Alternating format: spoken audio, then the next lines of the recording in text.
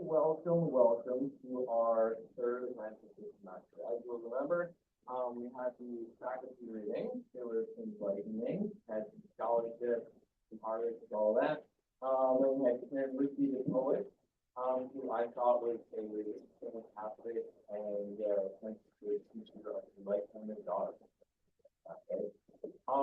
And today we've got retired C professor Richard Robison, a guy who actually was my boss a long time ago in lifetime past, right?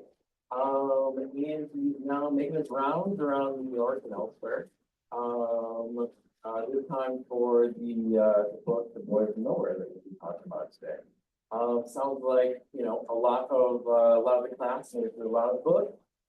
Some focus on chapter 13. And we'll hear a few slices of life from that. But just to give you an idea of my reading before Richard gives us his reading, it's very much about Richard's twisty, turny coming of age in the 60s. And I think of it as being kind of categorized with some of the great Bildungsromans or coming of age pieces that you may or may not know, right? So James Joyce had Stephen Dedalus in Portrait of the Artist as a Young Man. A lot of us might know Holden Caulfield, who had his own coming of age struggles and things like that.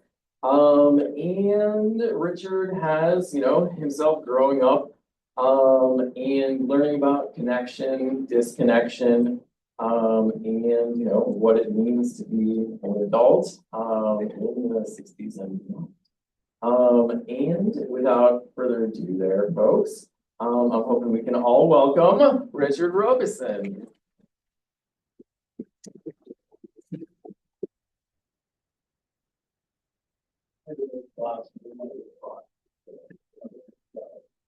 So we got a chance to come here. I said, "Run there. You want to get to school." Yeah, I said it looks so good. I'm not envious, but I'm proud. How does that work? That's a nice thing. Is this working okay? Can you hear me? I'm notoriously famous for that. Speaking very loud. I don't know if some of this age is like get older and get quieter, but my wife's my age also. She's actually 90, so half the time I can't hear her, and half the time she can't hear me. And we can even say how, although she does like to talk to me from another part of the house, preferably going upstairs and walking away from me. And I think that's legitimate. So she took it upon herself. Like, there must be a reason why we're not hearing each other. She just said, "Well, they can make life either really good or really bad. But just for future reference for yourself and your partners." And she said, I was reading that apparently as women get older, they lose hearing at the low end of the scale. And as men lose their hearing, they lose it at the high end of the scale. So that's why we can't hear each other so well anymore. That is a cool trick by God. Why didn't you do this thing? I think because he supported the marriage the whole time. So my wife and I now have this very simple response. I can't hear you. You're in another room. Okay. So Peter, thank you for those kind words. I was a retired student professor, which means I had time to write. But before that took a lot of time to write. I was fortunate enough to be part of the studiology graduate writing program and creative writing. But that was over 40 years ago. And what I was able to do there, and what I found it is I got to move here first of all, but you're really cool crowd, still downtown. And most of many of my professors were walking distance to go to the school bus together. Is there a school bus in Holland? Yeah, the CDTA buses, I think, but whatever they are. Yeah. They used to get like school buses. So I think it was so that we wouldn't feel traumatized if we were living with our school buses when we were younger. To these green buses. And then one Sunday went home. So I'm from the Buffalo area, the store, I think it was a store. You know Thank you. It's kind of like, it's kind of like a miniature version of Saratoga, but it's still on steroids. It's a drinking town with a tourist problem. So, sort of Saratoga also, there's a lot of those kinds of things. So anyhow, I lived downtown and I got to wait every day. It was my job. My job was to go to just be a food party. That's pretty cool. But it was really young. So what sort of was that? You know, what kind of experience did I have to write about? And you know, since I wrote this book, I've joined a lot of just online things, whether webinars for writers. You can hear, and any of you can just Google these kinds of things. Any of you interested in being writers? Oh, awesome. So I like to know my audience, so I'll play up to them at some point. So, so I was young. What did I know to write? I didn't have I had a lot of experience, but I didn't have a lot of context for that childhood experience. It was just a childhood. So I kind of had to wait until it made sense. Yeah. Then I got this thing called a job where I was working every day, reading wonderful student papers all the time. That was gratifying, really. Not to think otherwise. Okay, I'm kidding. Some of it was horrible, but much of it was really good. And I just got distracted by life and got into restoring antique houses, playing on baseball teams. I was a competitive skier in 7 different decades. I forgot to have children, but that's not a bad thing. But life just got busy in other ways. So after I retired about 10 years ago, I had occasion to start writing. And so I'm going to take a few minutes to talk about the premise of this book. I have a good friend who lives in central Vermont, Bethel area, if you don't know Vermont at all. And his daughter, his older daughter was married a few years ago, so close to the cell in New School, and wonderful. In summer day, it felt like October, and so I kind of thought it was really good. And one of her neighbors was in attendance at the wedding. He goes, "Oh, you don't want to pay like that. I don't want to pay once she could do it." And she used to travel, she used to live near me. And her father and I would travel to ski races in Vermont, and she had grandparents in Vermont, so she would travel with us. Sometimes it's to see her grandparents. And she was this kid who was, there was something wrong with her because she was just really pleasant all the time. She was not good. She never needed to go to the bathroom. She want trees, she want anything. She'd sit in the back seat and color, sing to herself. And I think maybe there's another problem. And I got to convince her to stop at a rest stop. We're going to the rest stop because we like to get something to do. So she comes out one time and she's sitting there talking to me. And waiting for her dad. And the passerby sees her and goes, "Oh, your daughter is so adorable." And she looked enough like the hair color, blue eyes, philosophy, the whole drill. And about that time, her dad comes around the corner. He hears that and he goes, "Yes, we're raising her daughter." So it became, he thought he was going to embarrass her, which he did. I laughed my ass off. So the joke became that she had 2 fathers.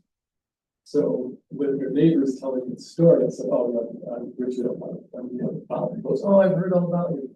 Well, he was a retired professor from the University of Chicago.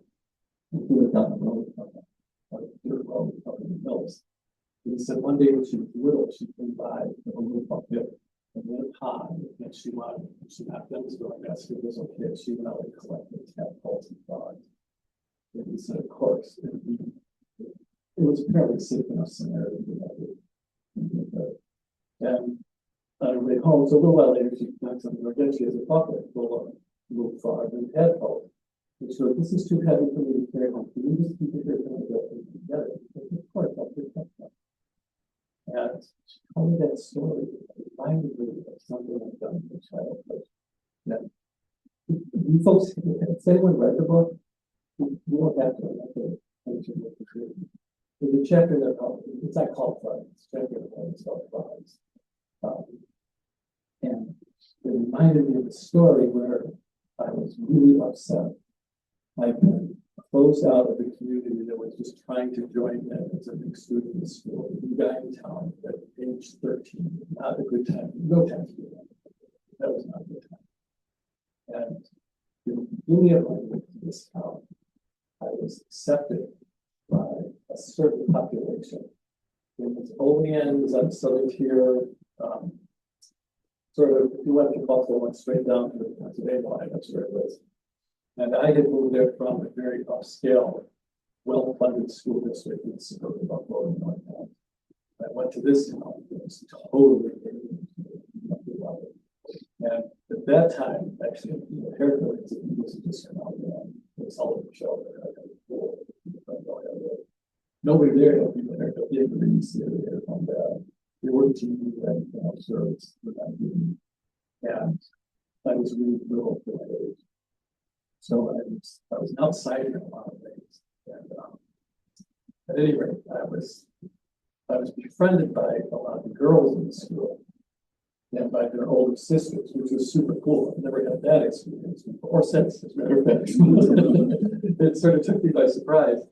And eventually that turned on me, because then I was seeing the guy who was stealing their girls. Like they owned them, like it was a tribal thing, and they made the wrong tribe, and now I'm going to pay for it. So I did beat up after school with it because I refused to fight. I would fight you, I don't know who you are, I don't know what your problem is with me, but I am not fighting. And so I refused to fight back, and I got beat up. And after that, it was even worse because then I was seeing this guy getting fighting. So one of the girls that I met, she had secret notes in the hall every day. You guys all look pretty grumpy, you folded little triangles. So the first day that I'm there, this happens, I'm walking down the hall, and the girls coming down to the direction. I don't know if it's a really, but she hands me, she's like, yeah, she would fold it, triangle. Walking home with a friend of mine in my neighborhood, and I said, yeah, it's still a hand with this. So, once you know, you don't have to put it on. I've been read it yet. But I knew it, you said, hi, how are you doing? So, I called him that. Do you like this? Do you like this? Do you like this? If you put it in a circle, you don't have to. What are you supposed to do? What do you do? We want you, man. Straddle me that way. She wants you. 13 years old. He was crazy. So we became an item, which was really weird.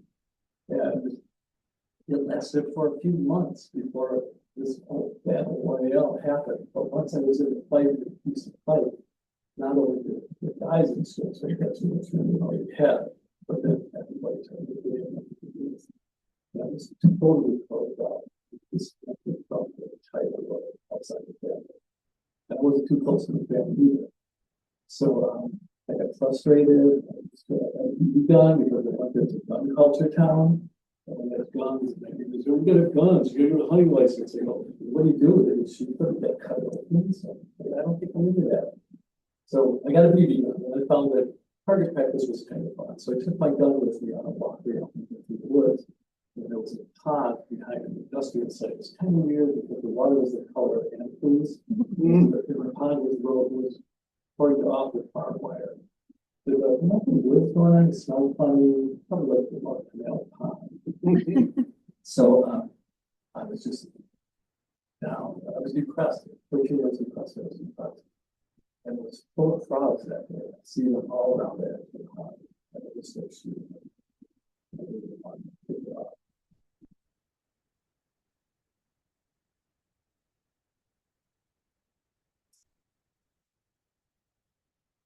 So far, it's not good.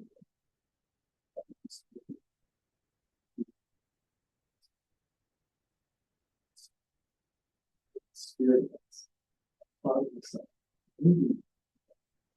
I professors founders comes to me and asks me for protection that outside of that's what it's like. So if you're a writer, I don't know where things start. Start them, but I didn't want to, because you never know what's going to go. I intended to write it as a short story, because when I was in school on the I did write a lot of these short stories. both, and short creative nonfiction pieces that simple out. And occasionally get published, it's really perfect. Well, it's more frustrating.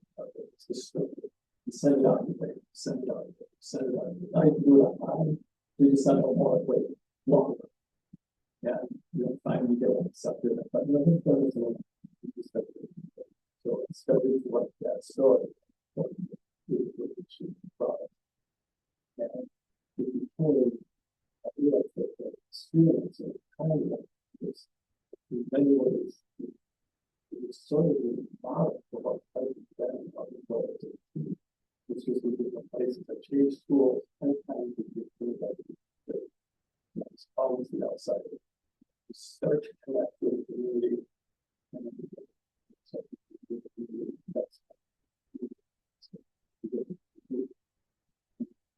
And once they realize it about this connection, you know, I thought this a lot last night. But you also said something that I forgot too. It's a coming of age story. And I hadn't used that term. People say, what's it about? It's about a lot of shit. I don't even understand it. It's about my life, but it's so much more. And writers write about stuff, but they don't even know what they're writing about. That's the beauty of it. When I was at ECC,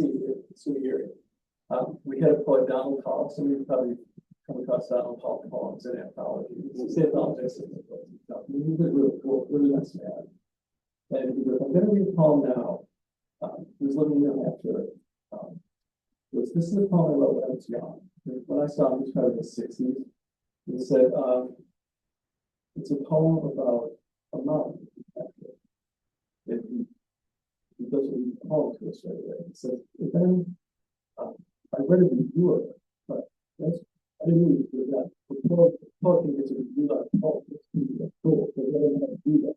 They read a review about that poem. Someone wrote, Donald Hall wrote this very moving piece about stopping. He goes, this is not about my father, this is about a mountain. And then he said, but now I brought it with me because I realized that this is a poem about my father. He didn't know that. He says, now I know that's what it was. And I think that there are all kinds of passages in this book that I wasn't totally conscious of what did happen to me. That makes any sense. But other people have brought this out. And I got, the book was out, I got email letters. There's so many from people all over the country, really excited. And especially from my class, my graduate high school class, and people wrote to me these touching stories about their lives and it's connected to 35 people. And my story that brought that out. And something with this, other people that call it, it's one feeling class. When it comes to know what class readings, it's not to all of them.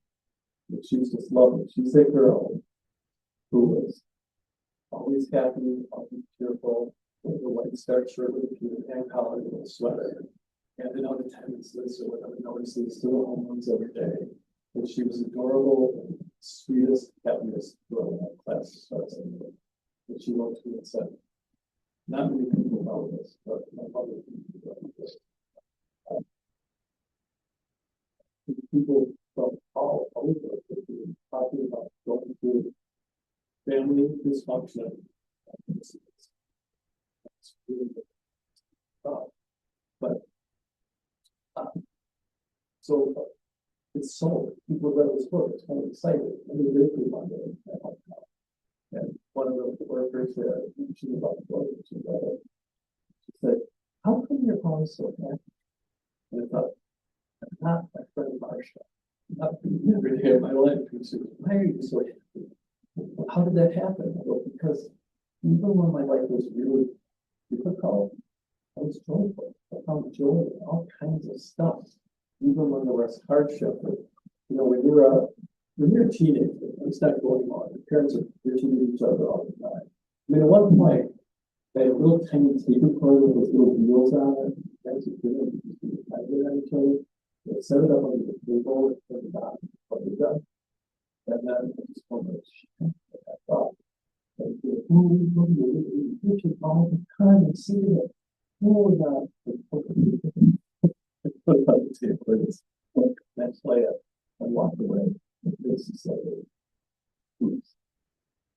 Didn't stop though, but it made my point.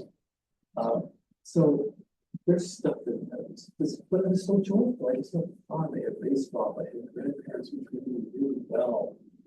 I made friends in every town that I went to.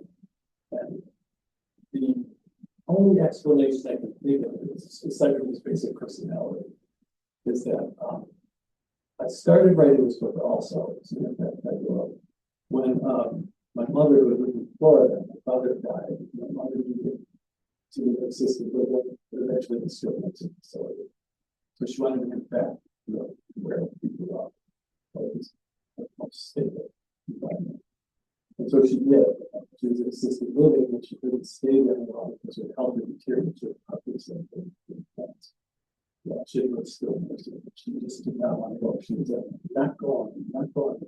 Not going to do it. So I had to take care of it.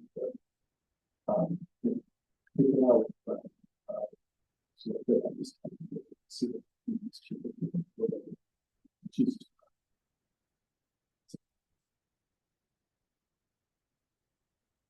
so it's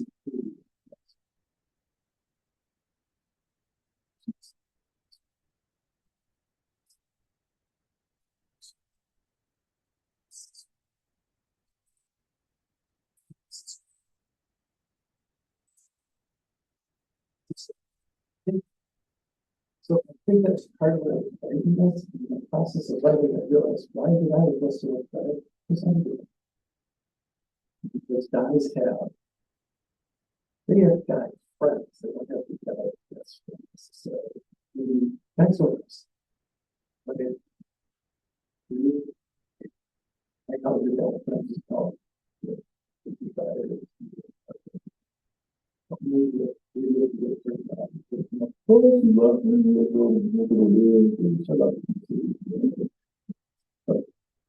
But I think sports.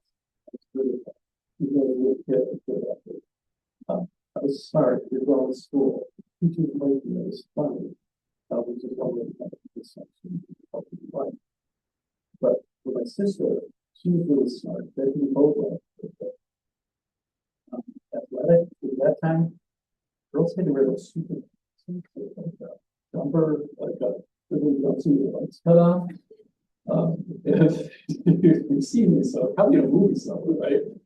And we didn't have the same outlets that I got. My parents gave her a little bit game. She didn't have a little bit game. They didn't have a softball anymore. She just didn't have a way to break through that. And I think I became more aware of that the more I know with my mother.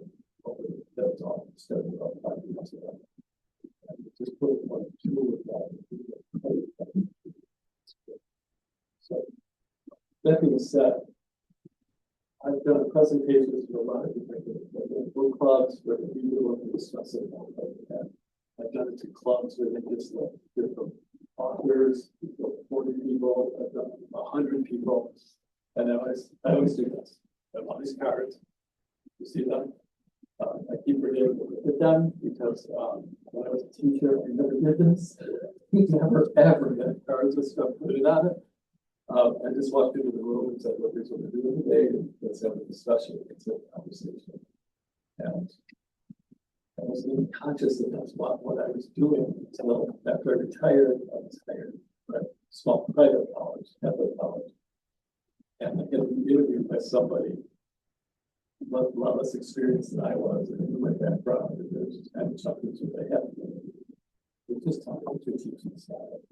It's a conversation. And she was smiling. She was, what happens if it doesn't work? Okay. So I hope that someday we're going to do that same opportunity. So I did write down a whole lot of things. So today, what I thought I might do, I guess it's part of this is a reading, correct?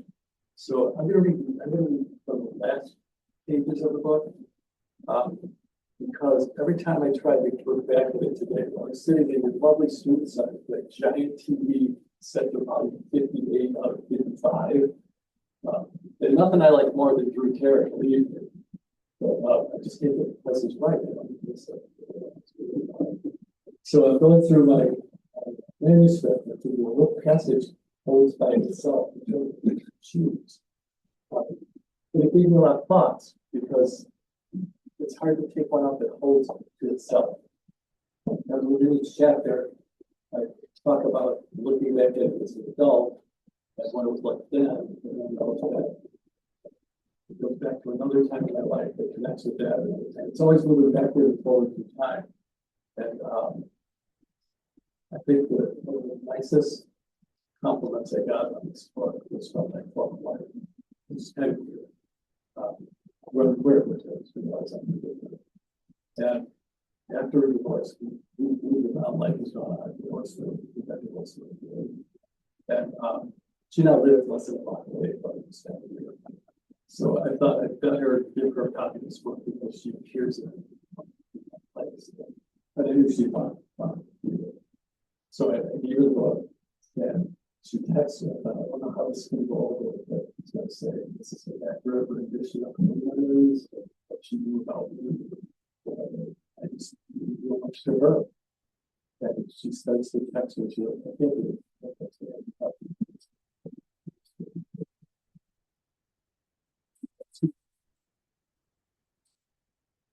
Yeah, the same. And I said, okay, yeah, we want to talk about you guys. It's well, it's like watching you speak. What is that?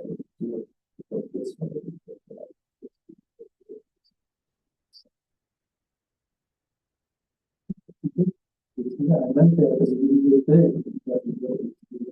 I was not conscious of that. I think much of what players do is they're not conscious about it. Did any of you folks take a look class when you had to study Steinbeck's The Percent Lungs, the short story?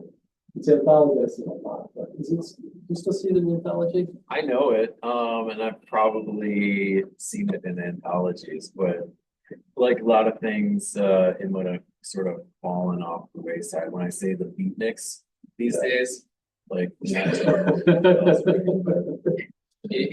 my earlier days, everybody knew, you know. You don't think it's beaver? Do you know that? So, oh, you don't look at all. You know all this. Oh, no, it's the beaver. It's only 74 too. Let's go. Well, I mentioned the story of the Percent one because it's typically an anthology. Maybe it's taken out of those anthologies. But you still read advice in manual school? No? Everybody does that, yeah. Yeah, a lot of people would. So it's In high school, I think, or middle school. And it's an incredibly well crafted story. It's got symbolism, and metaphor, and it touches on feminism issues and the nature of the veil. It's just a lot of opportunity for it. But I never liked it. And I read stuff about it. So when I had to teach, I was a little time because people know this and the story. And the criticism I read of it was spot on to what I call it. The story felt contrived, like Steinbeck set out to make a metaphor out of this and expand it through the story consciously. And if you're writing, you need to do that consciously, throw that paper away, and start writing, feel it, and those things will all throughout the book. The more you read it, the messages are like that. It's subconscious that comes through. And calling it even coming to pain. And when I first started submitting this to publishers and agents, I referred to this as coming into the story. I hadn't thought of it that way. It's just like when people say, what's it about? I don't say it's coming of age, but it was exactly what it was. It's like when you have a little kid who has experiences, difficulty with families, with family, and not understanding it until as an adult, and look back at it. And through the time in which I began to understand what's coming of age. I would tell people it's Stand By Me of my generation, and realize people don't know Stand By Me. Have you seen Stand By Me? Oh my God, it's so old. It's Peter, what's the equivalent of that today? These guys might come up with coming of age stories today. Got a lot of smart folks in our visiting writer symposium class. And I'm thinking of. Shout it out. I'm thinking of it, so. While you're thinking that, I'm gonna throw this out. Stranger Things, TV. I don't know. Yeah, that would Stranger qual, I would say that No way. qualifies. Definitely not I Stranger Things. It's not my favorite, but it falls into the, Is that show Riverside? Riverside, is that the name of the series? I don't Riverdale. know. I think it's Riverdale. Riverdale, yeah, Riverdale. That's coming of age stuff, sort of. It's just dragged out. Moving things right now. 13 Reasons Why. You know, that's coming of age, sort of. It's in that genre. I think of it as To Kill a Mockingbird, it's coming of age story, it's fiction. A great book that usually is The River Runs Through It. It's about the movie, it's really old, but it's coming of age. A great thing coming of age. Coming of age, it's usually what to understand. And for me, writing this as some of the passages of this book, I wrote portions of it that's submitted in the other classes. But they were just skillfully done. They didn't really have a focus on it like that. And I liken it to, if any of you have acquired expertise in something, hopefully you all experience that sometime in your life. Because it feels really something that's an awesome thing. Find that thing, whatever it is, and just slam it because then you know what it takes. You know the Beatles.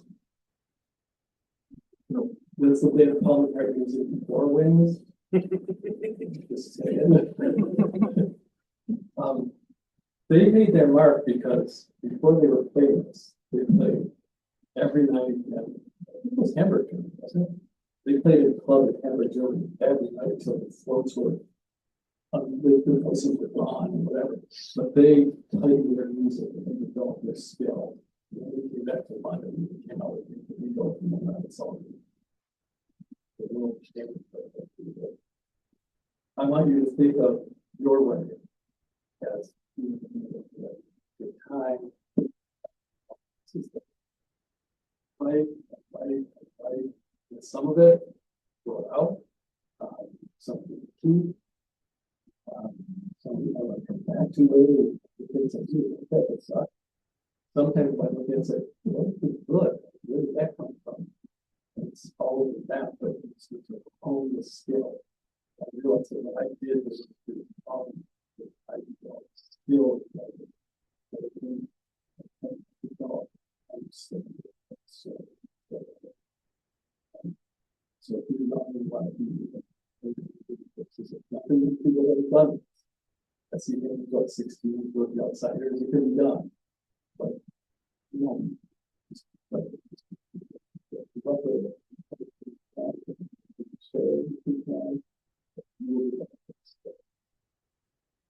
okay, we're going to the next one.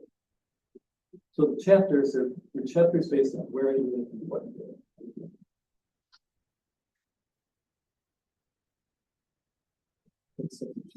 I got one too. It's really cool, but it's much more well. But that was nice. I take out my phone if I'm tired. So what else did I want to say about that? I had a lot of things like, I wanted to talk about memoir in general, because memoir is easy to write when you're trying to create a story. When you already have that part done, so you can apply your sentence skill with structure to a story that you already know. And that made writing a lot easy. And since with the novel, people say, which was easier? You know, the memoir was easy because I knew it. The story, I could figure out what's going to go, because here I am. Because the novel was easier because it wasn't about me. I didn't have to worry about how much I exposed or don't. So either one would be simple. So when we talk about this, well, is it true that people in my family read this and understand it the same way that I now understand this book? One of the problems is, I have a really small family. A sister a year older who died almost 20 years ago. And I have a sister who is 7 years younger. Was not, I was close to her, but we were pretty far apart in years, so I was home. And my father did not want to play this. My mother was unable to read by the time I was 15. So I really had one person that could be concerned about. And I read it telling my sister. You know, I read the book, or read the memoir, and things about it. And it's been published about shit. So I had a conversation with her about it, not included in this book. Which is good. What I'm writing about was my understanding of how I became a person I am. And I couldn't do that for you. Part of it, I understand that, but I couldn't put you in that same place and give you fair treatment. That's not what you saw. It's not what you figured out. And you're still alive. People can do this. Say, like, well, when you're real life, she'd say, no, I wasn't like that. So I said, I just couldn't do that to her. And so for that to was okay. And then when I had my book launch, she came up with one of the book launch. And actually having that conversation with her and telling me about this and letting her be what I went through, things that she didn't know, we become closer to that. Plus, it's about this way.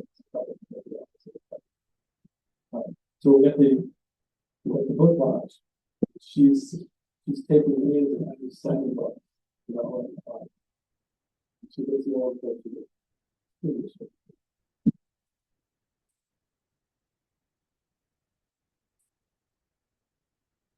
so it's not, it's my truth. And there's stories about people who do memoirs and they're accused of not being honest. And are the stories that I've written in here, the episodes that make up this story, are they factual? It's hard to say yes, but it's definitely easy to say no, because are they factual? I've included conversations I've had with a 9-year-old with somebody. I don't remember those conversations. I remember the emotion of the conversation. I remember the setting of the conversation. I don't know how I talked then. I have a hunch. But when I was 13, how did I really respond to my teachers? I'm not sure. I know I had some teacher. You don't get that teacher that really gets you. That's like, like I had a 7th grade English teacher who I think she was fun. She was awesome. She got it, but I don't know the teacher. It's like, so I read about her. She read it. I have no idea. But if she read it, would she understand what I was writing about? So I go back to this writer, Tim O'Brien. You know Tim O'Brien, you know the things that you know about Vietnam. He went to college, he's a 2 years old, so I was able to get student film protection and so stuff. We don't know the height of the training, so he had a choice to either go to the military or send to Vietnam, went to escape. He was on his way to Canada, so he got and just laid across the lake and stopped. I said, I just couldn't do it. I couldn't do that to my family. I couldn't show them. And whether that was shaken or not, that's what he felt. So he went to Vietnam, but he wrote stories about it. I think that was either destiny, destiny to be about it. He was a mind of this love. There's story truth and there's other truth. Story truth is real. The emotion that happened the Bible, there's nothing that is false, but there are episodes that do. It's like, he goes, how do you remember it? There's one answer. When you in school all the time, you develop a really good observation sense. You know who's cool and who's not. You know who's nice and who's not. So the same thing. It's going to be a hard time to try to do up, it's not going to do that, it's going to be the time of day, it's going to go. Which teachers, the directs, and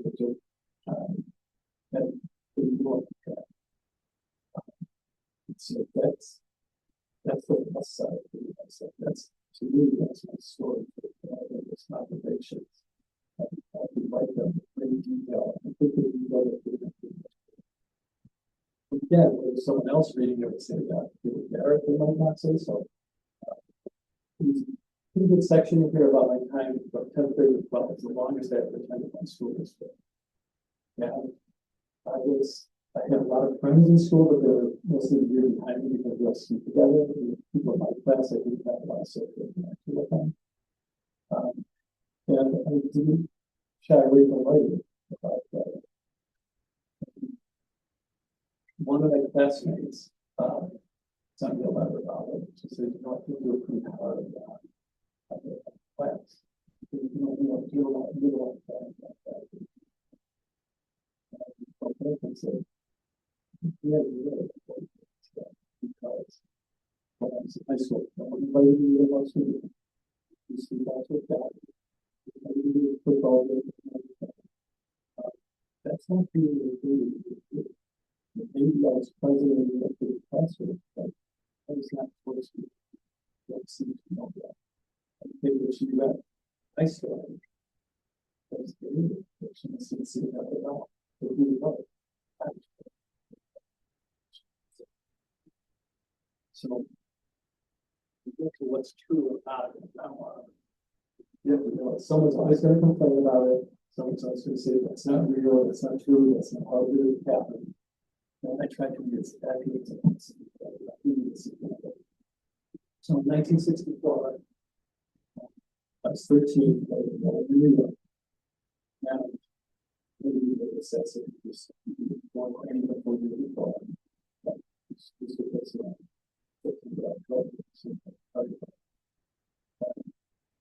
To go alive with that experience, that the trauma was to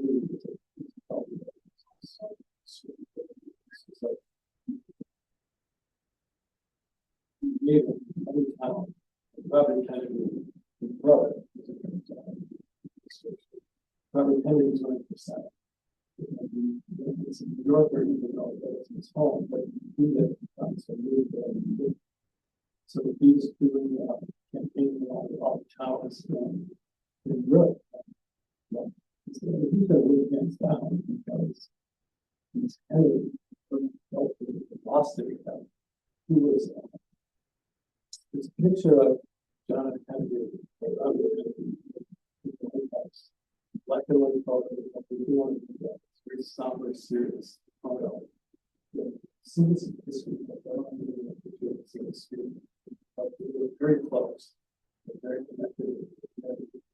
Politicians,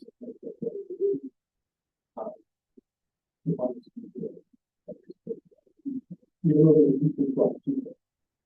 Robert Kennedy came campaign. I want to see this again. So I rode from my house over to the small city, right all the time. I was going up to the municipal center, City Hall, it was called. And he came out. Yeah, my memory of it is this. It was first of all, there was something electric. Yeah, he came out. He had this habit. He must fix his hair.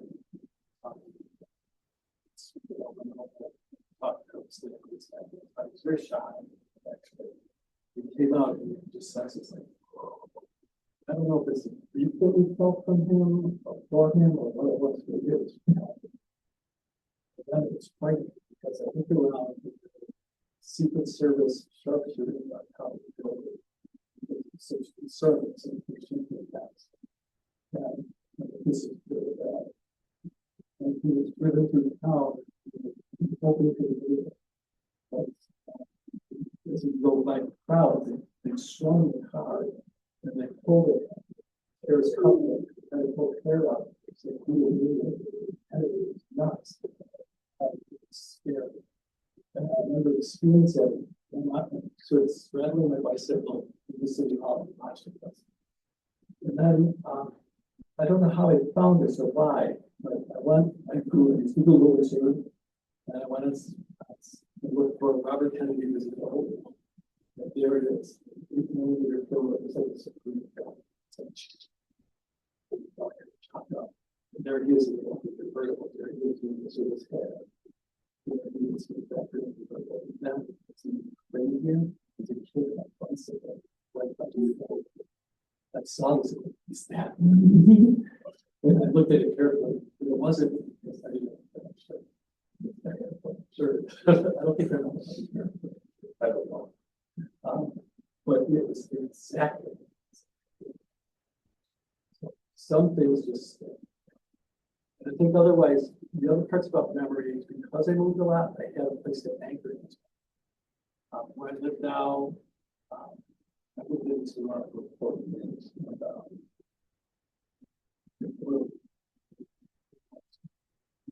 kitchen, how many years ago?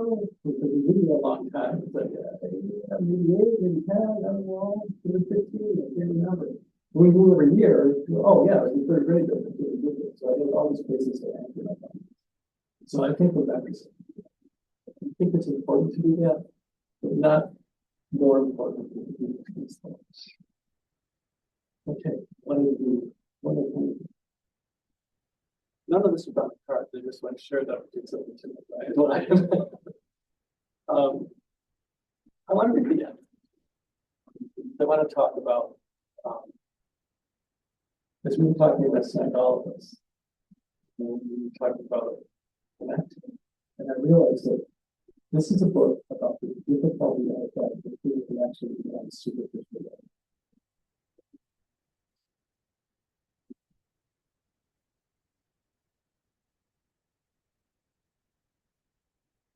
What do you like? Did you have anything to say? So I was getting when I was in the throes of divorce, talking to a therapist, taking notes. I was on it all the time. That was sort of dysfunctional families. Hey, you seem pretty humble in front of us. I go, what? It wasn't that bad. It didn't occur to me that maybe that was a really horrible way to grow up.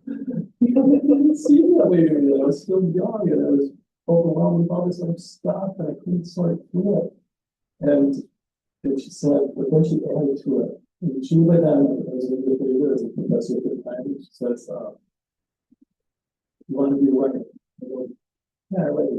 I'd like to pursue something which you will never write about.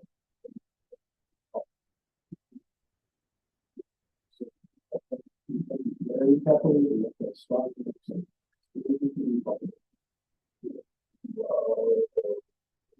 Like always said, she had it wrong. And I never felt that hard for my book. People would ask you, you've seen it, and I respond to them. And then they had to sit in that. I wrote about it. Finding all in my life, direction of my psyche. People ask you, how could you write that? I said, how hard is that? It was hard to write because it was disturbing and live it.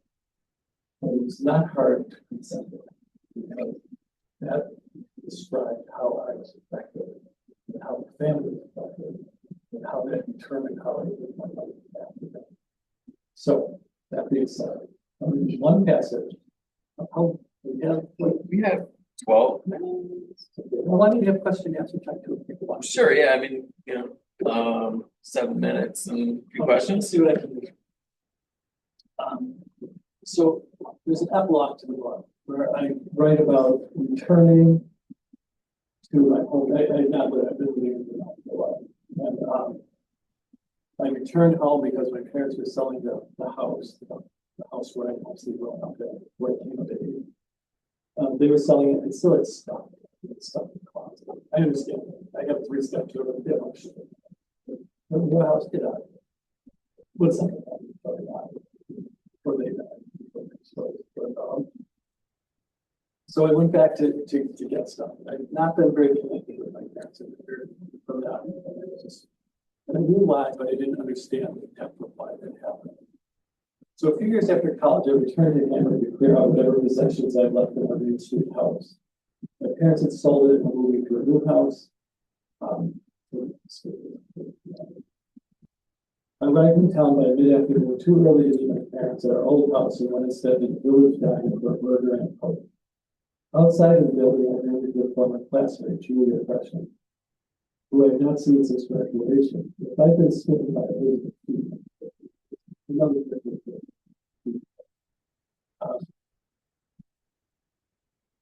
If I'd been smitten by Elizabeth, I was crazy asking on the computer. If Elizabeth, Julia was totally on me.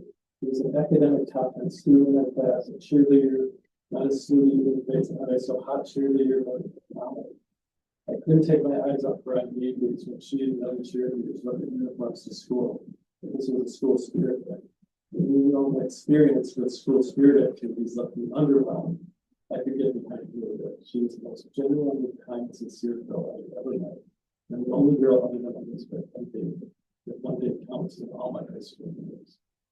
Her father had been a baseball coach, the only year I played baseball together. The Kentucky agency to ask her to say Valentine's to the dance. They don't know what possessed me. I attended over one other dance in the previous 3 years and felt totally awkward and out of place that night, sitting on the bottom row of features and listening to it like a ground.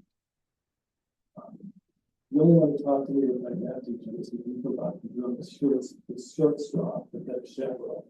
Why did I think this is Valentine's Day actually do about it? Maybe I go with her and told myself, what's the worst girl you could say? No, I had to wash my hair that night. Maybe my brief time with Elizabeth would give me a modicum of confidence that I wasn't a total social misfit. Maybe the standing next to you in the lift line one speed coming up to me and sharing a tea-bar ride with her each time she complimented me on my skill. Whatever it was, I sucked it up and asked her and she said yes. Not yes, I don't hurt feelings. The excuse is best, but yes, that would be very nice. Thank you. We double dated with friends, one of whom got cold. We collectively decided to leave the dance early and go out for a cup of tea at a quiet restaurant overlooking the theater with the skyline of Buffalo.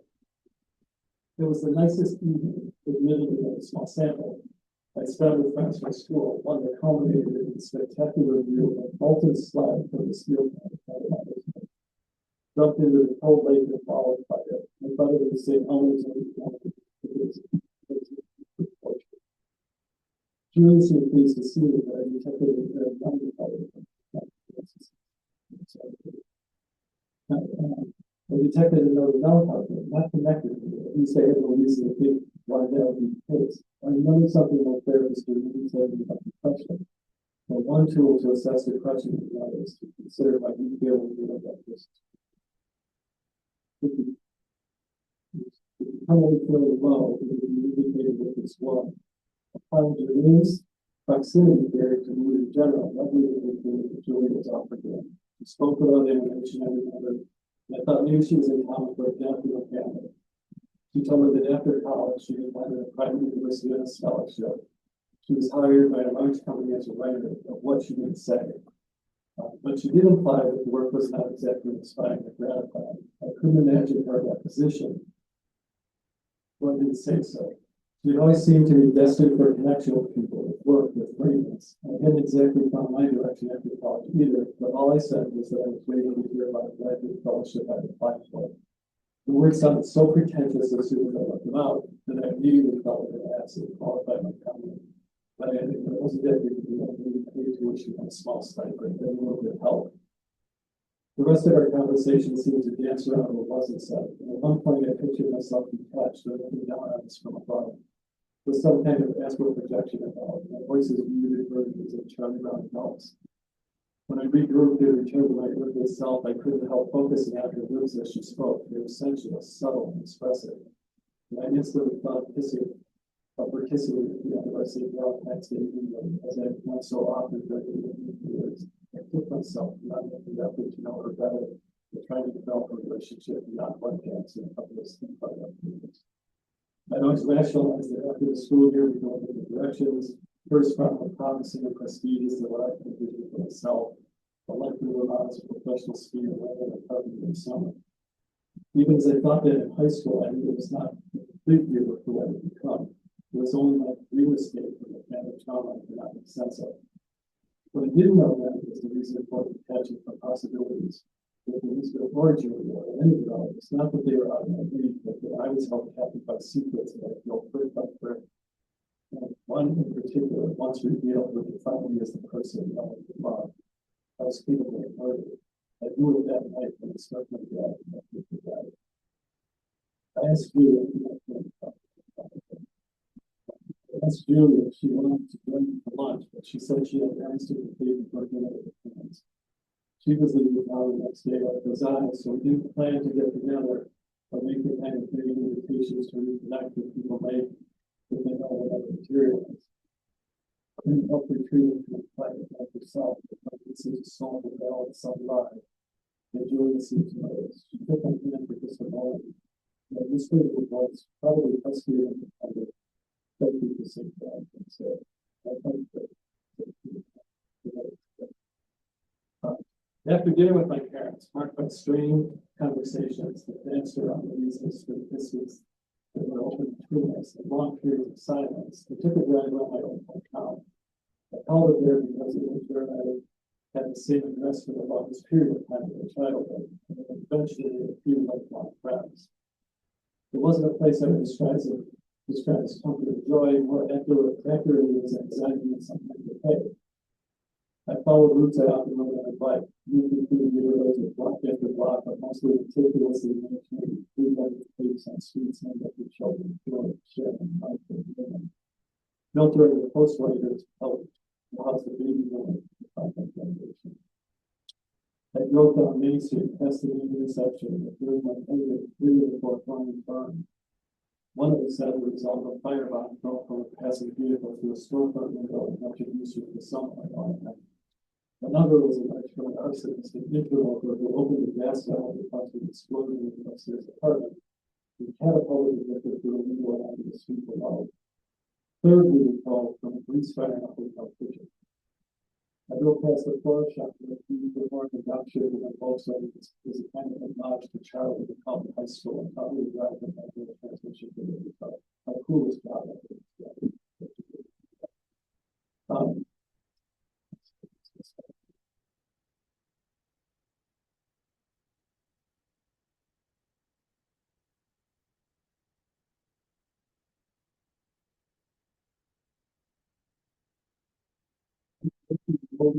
Two hundred rebuilt the conservative party houses one after another. Once the high school and public brick wall considered.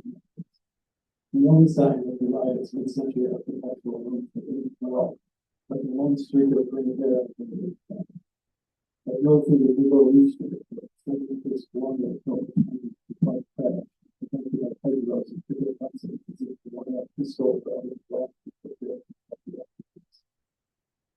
That generation, what's ended with a period of less well for the previous one. I pulled in front of one of the favorites, a white Catholic house with black operational shutters in the original slavery. Stone walkway behind with pavements of flowers and bloom. Left for the front gate to the main entrance. Understated handles of treadmill casing with first floor window boxes, mounted boxes of various shapes the size of the window, all seemed to fit them.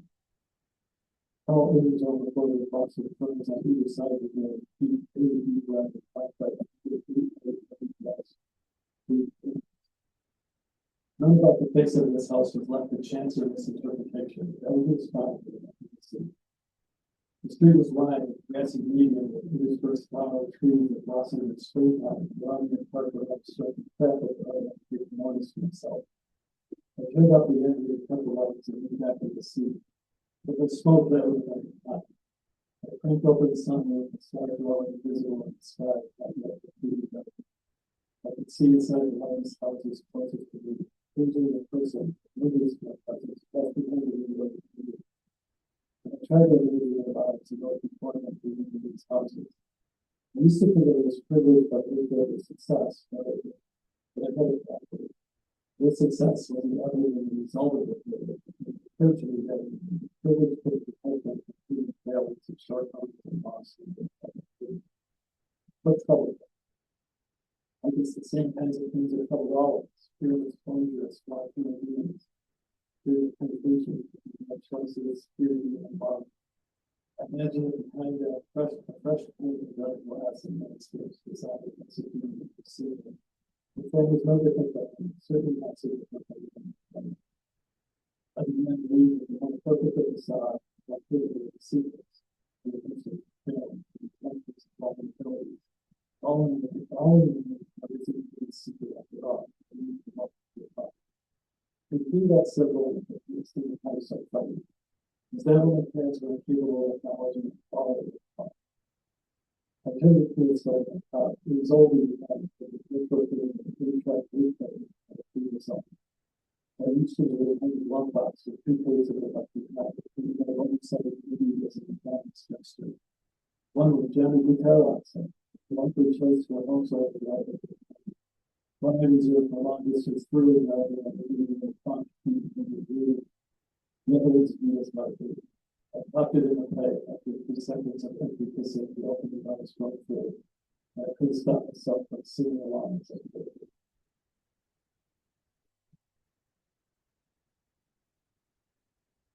I think that really does tie it all together, doesn't it, Richard? No, it's fun. And the Just Robison trust me, we had a equation. Conversation.